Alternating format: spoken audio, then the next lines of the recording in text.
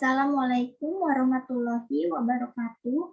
Perkenalkan, saya Reni Agustin dari kelas 1D, jurusan Pendidikan Guru Sekolah Dasar, dengan mata kuliah Ilmu Pendidikan dan dosen pengampu Bapak Mawardi. Di sini saya akan menjelaskan materi tentang pendidikan abad 21.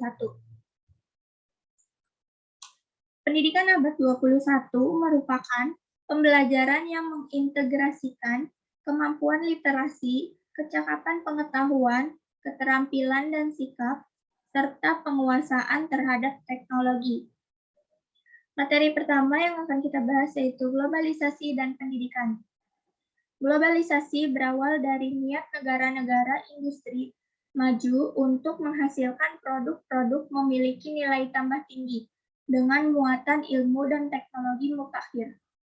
Globalisasi sebagai kompetisi ekonomi berbasis ilmu dan teknologi, implikasinya adalah munculnya ekonomi pengetahuan, yakni ekonomi yang dasarnya adalah pengetahuan yang melibatkan penelitian-penelitian yang dilakukan di perguruan tinggi atau lembaga penelitian. Kehadiran teknologi dan informasi ini mempercepat akselerasi proses globalisasi. Dampak positif globalisasi yaitu mempermudah akses untuk mendapatkan pengetahuan dan informasi.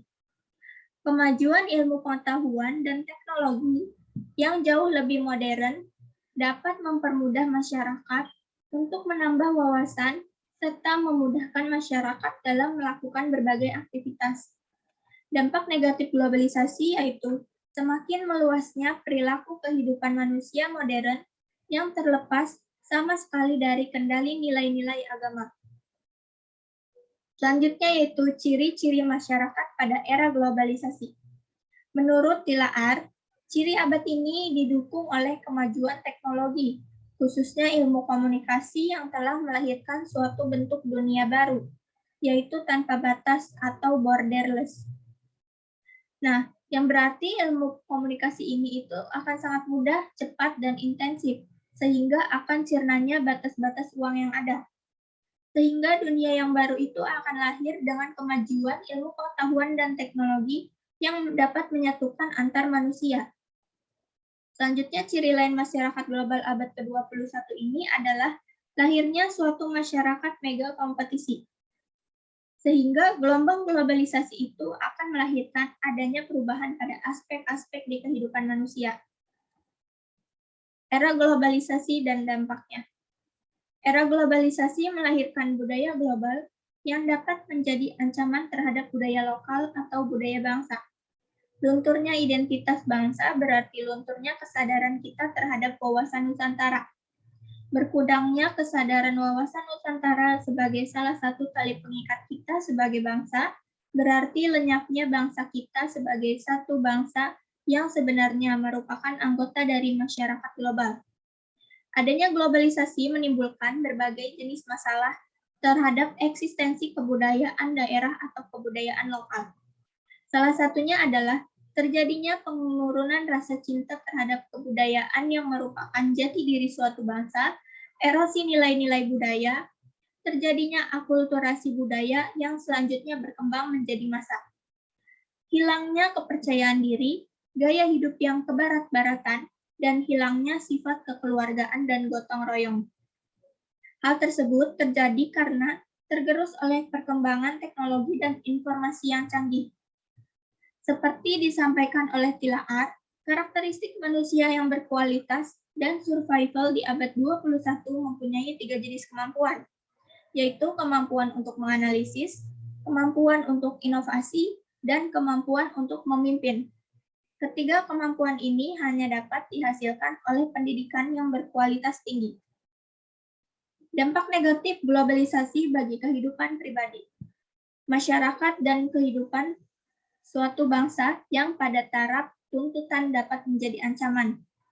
Antara lain, yang pertama, ancaman terhadap budaya bangsa yang ditandai dengan lahirnya budaya-budaya global, di mana unsur-unsur budaya global melalui sarana informasi memasuki budaya lokal.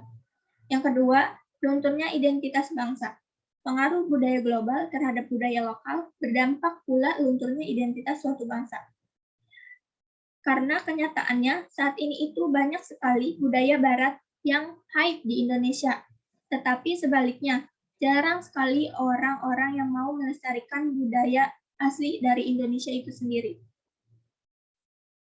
Selanjutnya yaitu paradigma dan tujuan pendidikan nasional di abad 21. Konsep pertamanya yaitu keterampilan abad 21.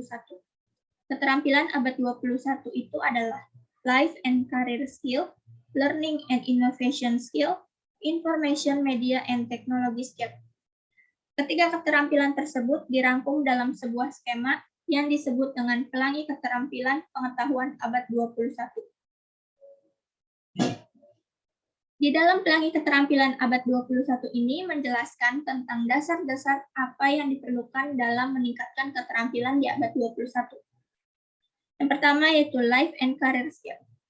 Life and career skill atau keterampilan hidup dan berkarir meliputi fleksibilitas dan adaptasi. Fleksibilitas dan adaptasi ini berlaku dalam proses pembelajaran. Selanjutnya inisiatif dan mengatur diri sendiri, yaitu bagaimana kita dapat mengelola tujuan, waktu, dan bisa mengatur diri sendiri. Interaksi sosial dan budaya. Bagaimana kita dapat bergabung dengan beragam budaya yang ada di sekitar kita. Selanjutnya, produktivitas dan akuntabilitas, dan kepemimpinan dan tanggung jawab. Yang kedua yaitu learning and innovation skill. Learning and innovation skill atau keterampilan belajar dan berinovasi meliputi berpikir kritis dan mengatasi masalah, komunikasi dan kolaborasi, kreativitas dan inovasi. Yang ketiga yaitu informasi media dan teknologi skill. Informasi media dan teknologi skill atau keterampilan teknologi dan media informasi, yaitu keterampilan teknologi dan media informasi ini menjadi bagian penting dalam kehidupan, yang meliputi literasi informasi, literasi media, dan literasi ITC. Konsep kedua yaitu pendekatan saintifik. Pendekatan saintifik diadaptasi dari konsep inovator DNA yang menyatakan bahwa seseorang memiliki karakteristik sebagai inovator jika memiliki kemampuan untuk mengasosiasikan suatu peristiwa dengan peristiwa lain. Pendekatan saintifik ini memiliki beberapa aspek. Yang pertama, associating, yaitu kemampuan untuk menghubungkan sesuatu yang kelihatannya tidak memiliki keterhubungan masalah, pertanyaan, atau gagasan dari berbagai aspek yang berbeda, merupakan pusat dari DNA inovator. Yang kedua yaitu questioning, yaitu kemampuan untuk bertanya tentang suatu hal yang berkaitan dengan banyak masalah relevan dengan desain. Yang ketiga yaitu observing. Seorang inovator melihat sekeliling dengan teliti, termasuk diantaranya teman, keluarga, lingkungan, dan masyarakat. Yang keempat yaitu networking. Inovator meluangkan banyak waktu untuk menemukan sesuatu yang baru, mengujinya melalui jejaring yang berbeda, baik individual atau kelompok yang memiliki latar belakang yang berbeda. Yang kelima, experimenting. Inovator secara konstan mencoba dan mengimplementasikan gagasan baru. Inovator mengeksplor dunia secara intelektual dan secara praktik menemukan dan menguji hipotesis secara berkelanjutan. Konsep ketiga yaitu penilaian autentik. Salah satu elemen perubahan yang ada pada kurikulum 2013 adalah penilaian autentik, yang bertujuan untuk mengetahui daya serap siswa dalam pembelajaran dan keberhasilan guru dalam pembelajaran.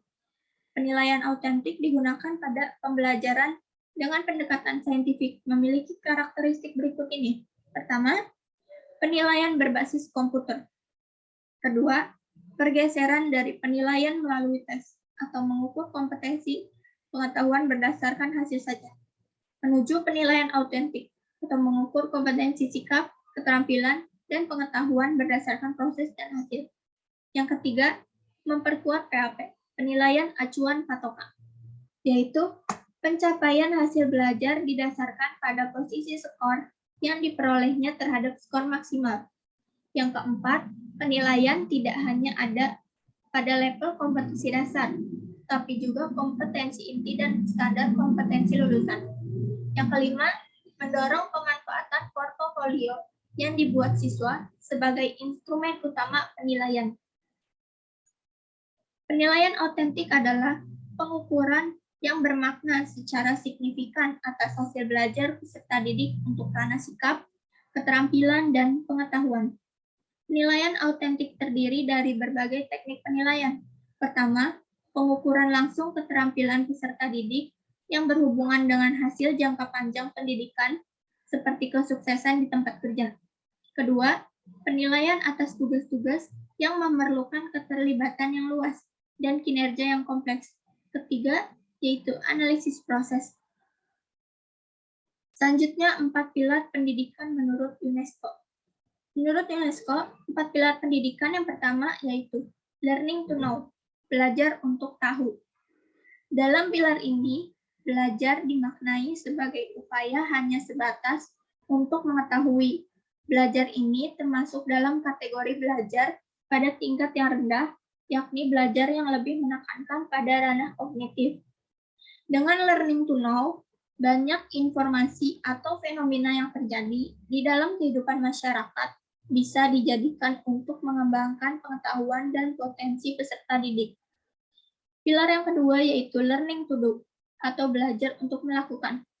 Dalam pilar ini, belajar dimaknai sebagai upaya untuk membuat peserta didik bukan hanya mengetahui, mendengar, dan melihat dengan tujuan akumulasi pengetahuan, tapi lebih kepada dapat melakukan, terampil berbuat, atau mengerjakan kegiatan tertentu sehingga menghasilkan sesuatu yang bermakna bagi kehidupan.